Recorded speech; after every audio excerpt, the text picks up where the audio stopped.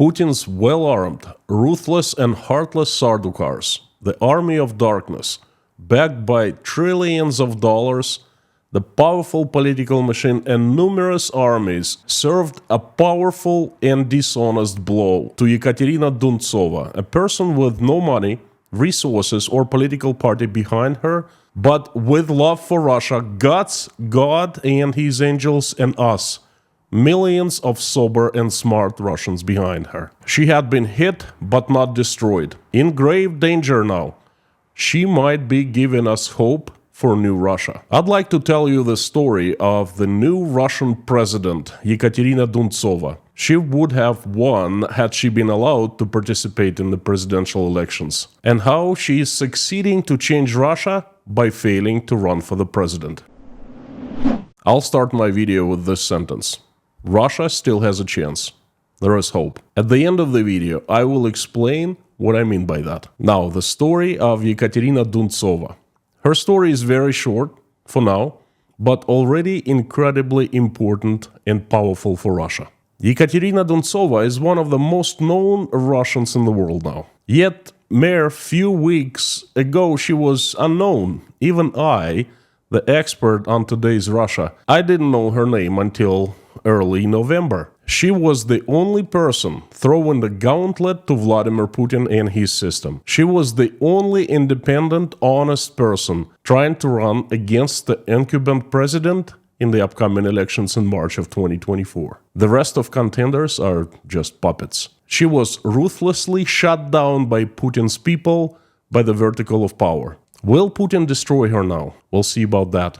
Ekaterina Duntsova is a 40-year-old Russian municipal, local-level politician, journalist, and an attorney notable for her anti-war views. She holds 2 bachelor's degrees.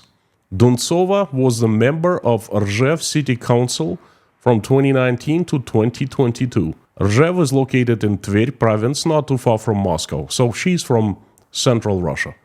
Duntsova began her career in 2003 when she worked for a year at the Rzhev Municipal Television Company. Then for several years she was the head of a school television studio. She also ran independent private television company called RIT, a project she and her husband started. The television company covered problems on the municipal level, on the local level, such as housing, communal services, lawlessness of officials, corruption, and local crime. In 2009, Duntsova gathered more than 4,000 signatures against the abolishment of elections of the mayor of Rzhev. Duntsova has 3 children. One of them is currently a student. She coordinates the work of a volunteer alert search and rescue team in Rzhev. And from what we have heard and read about Ekaterina Duntsova, she's a decent person and a good Russian. That's a combination very rare these days. She's totally independent with no political or financial force behind her whatsoever. She is not a part of a Russian political opposition. As a matter of fact, there is no political opposition in Russia or outside Russia. Imagine this picture. Scorched wasteland without end inside, and in the middle of it, there's a small green sprout. And this is how I picture Ekaterina Duntsova. This is how her website explains why she wants to run for the president. For the last 10 years, the country has been moving in the wrong direction. Not toward development, but towards self-destruction. Every day, the life of ordinary Russians becomes more difficult. Citizens cannot freely express their opinions if they don't coincide with the position of the authorities. The number of political prisoners is growing. Hundreds of thousands of people have been forced out of the country. In fact, local government has been destroyed, and in this huge country, everything is decided by one person. Military operations on the territory of neighboring states lead to inevitable isolation and degradation. Iran, North Korea, and Eritrea remain the last allies, but they may soon turn away. And this is how Duntsova is calling for action. The country needs fast changes. Cessation of hostilities, democratic reforms, and the release of political prisoners. We have to abolish all inhuman laws and restore relations with the outside world. Change budget priorities. Spend money on improving the lives of citizens, not on new tanks. To return the freedoms that were taken away, we must make the country attractive and comfortable to live in. Duntsova's website is so simple and tiny that it can be considered primitive. Her political program is so naive that it can also be considered primitive. But that primitivity has won my heart. I find it absolutely brilliant and sincere. I personally know that Russia needs huge changes, but if you ask me what is my step-to-step plan, I don't have one. I don't know. I think that if anyone says she knows, she'd be lying. The situation in Russia has gone too far, and at this point, no one knows what to do. The only clear is step number 1, to stop the bloodshed and withdraw all the troops from Ukraine. And after that, we'd have to be figuring it out as we would go. So what have I, Konstantin, personally done to help Ekaterina Duntsova to bring changes to Russia? We held a discussion at Tashkent Breakfast Club where Duntsova was taken as our candidate for the upcoming elections. I have identified a group of 7 people who were willing to volunteer their time and efforts to assist her in any way possible. Among other things we could do was to design a new website and help conduct her communications and PR remotely from here, from Tashkent. I wrote her a letter through the website offering our services. Had more resources been needed to Duntsova, I could come up with 1,000 people to assist her cause here in Tashkent. Yes, I am making this pledge. It is easy because we are the force and we are very angry. We have not forgotten what Russian government did to us and we have not forgiven. So Tashkent Breakfast Club for Duntsova could have been created just like that, at a snap of a finger. Yet, my reply was not answered because Ekaterina Duntsova was shut down by Putin's people. After a sip of this wonderful English breakfast tea, I will tell you what happened. And by the way, if you're liking today's message, please help me spread it by making reposts of this in your social media accounts. That helps channel a lot. Thank you.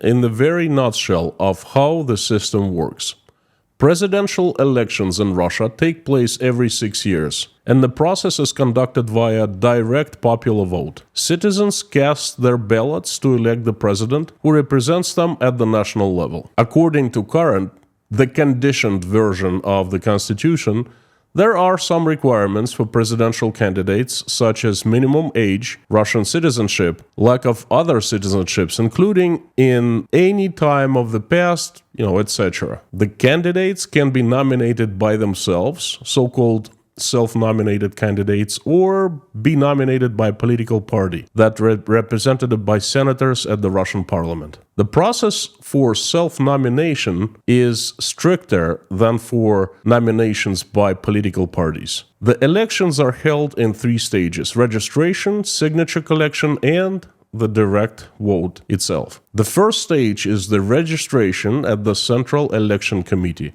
That's the government's branch overseeing Russian elections at all levels. Self-nominated candidate has to assemble a group of at least 500 people, and they must show up at person and physically decide to nominate the candidate by saying yes on the nomination of the candidate in the presence of a representative of the Central Election Committee and a notary public. A candidate, in turn, must provide the Central Election Committee with consent to participate in the elections. This must be done within 20 days from the date of the announcement of the election date. Then personal documents must be submitted to the Central Election Committee, such as the income statements for the candidate and spouse for the previous 6 years, all expenses for 3 previous years, property, real estate for all family members, owned, lack of accounts in foreign banks, etc. Once the Central Election Committee registers the candidate, comes the second stage, called the collection of the signatures.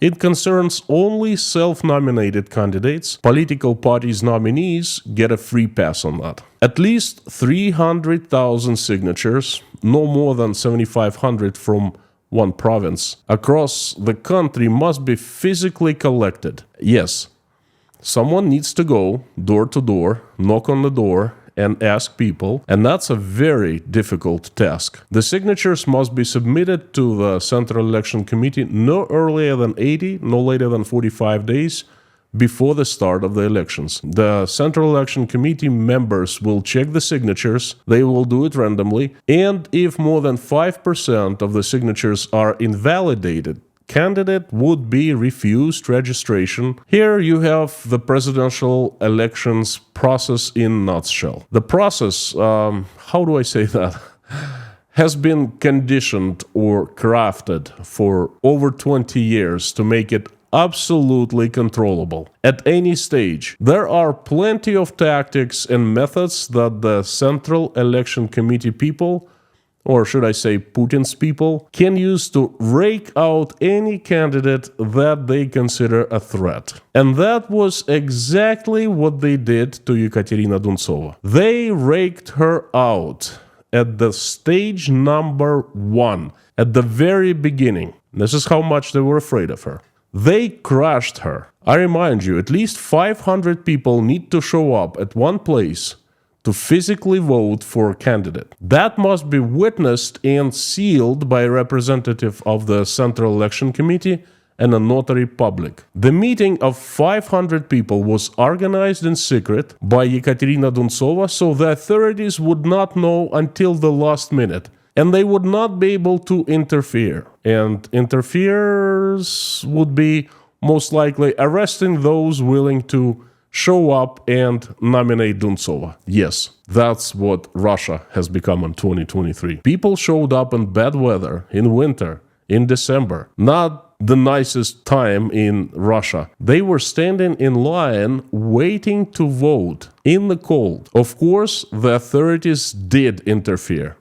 They cut off the power supply to the building where the meeting was taking place. Ну вот, соответственно, просто выключили свет. Вот. Все люди с фонариками сидят. Сказали, что эвакуационные выходы подсвечиваются, и все.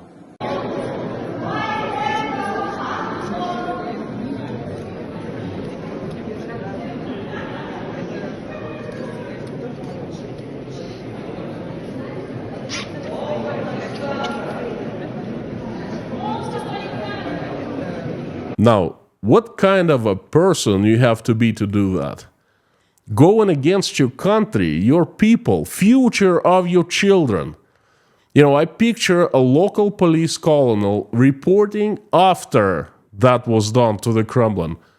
Oh, I did everything I could and more. I cut off the power supply to the entire building. Oh, good boy. You did good. You can lick our hand now. And here's $500 for you. The bonus, премия. But now, see what happened when the power supply was cut off. Романтично, как романтично.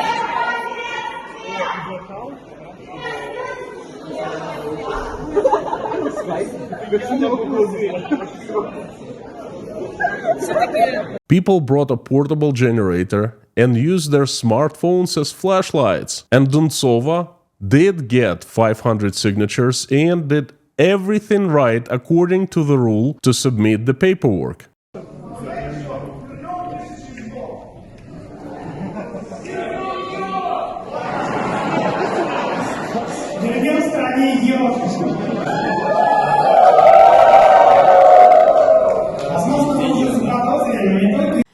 If at this point you're asking yourself, how can I help this channel? That's easy. The best way is to hit the like button, to buy me a coffee at buymeacoffee.com, or to become channel's patron at patreon.com. Either way would be fantastic and much appreciated. The links are down below, and thank you. So what happened next? It was kind of predictable, unfortunately. The Central Election Committee of Russia refused to register the initiative group for the nomination of Ekaterina Duntsova as the participant in Russia's presidential elections. The commission found 100 errors in the statements of 20% of the group's members. On top of that, it disqualified the signature of one person that looked like cat.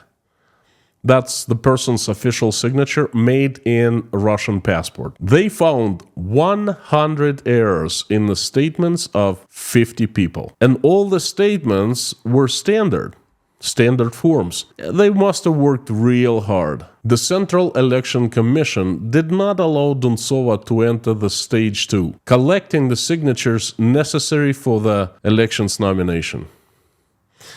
The head of the Central Elections Commission, Ella Pamfilova, addressed Duntsova. Кто за? Кто против? Кто воздержался? Принято единогласно. Екатерина Сергеевна, вы молодая. Ekaterina Sergeyevna, you are a young woman. You still have everything ahead of you. Any minus can always be turned into a plus. Any experience is still an experience. Pamfilova spoke the very same words to Alexei Navalny, who was denied registration as a presidential candidate in December 2017, 6 years ago. Считаю, что всегда диалог – это великое дело. А вы молодой, перспектива хорошая. Но, как говорится, все у вас еще впереди. Если будут вопросы, пожалуйста, мы готовы. Ella Pamfilova was also the person who on September 28th called all men who were forced to flee Russia, avoiding mobilization, avoiding to be sent to Ukraine, rats, leaving the ship. And we have not forgotten that. So, Duntsova is out. She's been served an unfair blow. To appeal the decision in Russia's Supreme Court, as Duntsova saying she'll do, will not change anything. The Supreme Court is also Putin's people, and one hand washes the other. And this is the end of the story of Ekaterina Duntsova, the presidential candidate of 2024. But the real story of Ekaterina Duntsova is far from over. This is the beginning. Remember, at first I said Russia still have a chance. There is hope.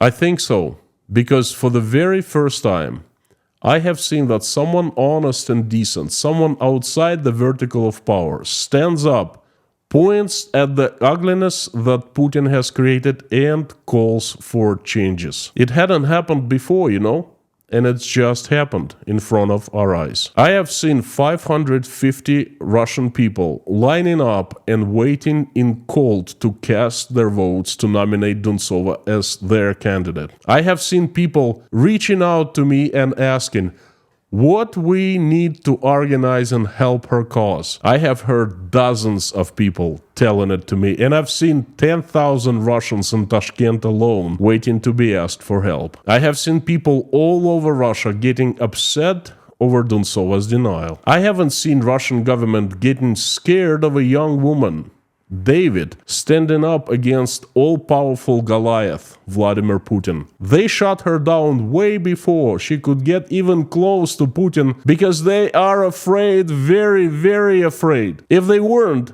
they would let her run. If they believed their own polls that they're feeding to Russian people, the Russian public, Putin's support over 80% among all the Russians, if they believed that, they would let her run. I mean, if Putin really enjoys 80% support, then he'd crush Duntsova with no questions asked. Instead, they shot her down way before. And that is the proof that Putin's 80% support that they show on every corner and on every TV is bullcrap. It is the proof that something is rotten in the kingdom of Denmark, and the stench is atrocious. And this is the most interesting and promising sign, them being afraid. Before, I had seen nothing like this. Nothing since at least 2017, and now I see Duntsova. Her popularity growing like wildfire, people lining up to support her in cold and in darkness. And I see the Russian government old and scared. The changes seem imminent. Duntsova is the new president of Russia for us as she has won our hearts already and completely. Duntsova is not Neo, but she might be the forerunner, the inspiration for Neo to emerge, so the Matrix will fall. To understand how bad we're waiting for that fall, please watch another video I made documenting how I and thousands of other Russians were forced to flee the country. The link is right here.